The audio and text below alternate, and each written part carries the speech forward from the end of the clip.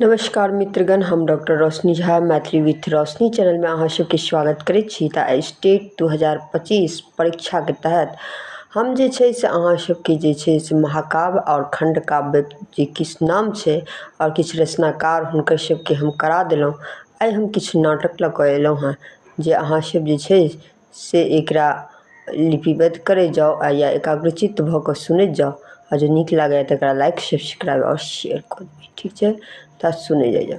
राम विजय लिखल छनि शंकर देव। जे नाटक छै ओ अंकिया नाटक छै, तऽ असम में लिखल गेलै तैं ओकरा अंकिया नाटक कहल गेल छै। ठीक छै, आ मिथिला में जे नाटक लिखल गेलै ओकरा जे छै से कीर्तनिया नाटक कहल गेलै, आ जे नाटक नेपाल में लिखल गेलै ओकरा नेवारी नाटक कहल गेलै। अहाँ सब ई चीज जे छै से याद राखब। ठीक छै, मिथिला नाटक मुंशी रघुनंदन दास के लिखल छनि सुंदर संयोग। तऽ ई जीवन झा के लिखल छनि सामती पुनर्जन्म, और नर्मदा सागर षटक सेहो जीवन झा के लिखल छनि। जुएल कनकनी, लक्ष्मण रेखा खंडित, ओकरा आंगनक ब्रह्माशा, कमला कातक राम लक्ष्मण ओ सीता का एक कमलक नोर में, ई सब जे छै से महेंद्र मलंगिया के लिखल छनि। जे नाटक छियै भफाई चाहक जिंदगी, और पहिल साँझ सुधांशु शेखर चौधरी के लिखल छनि।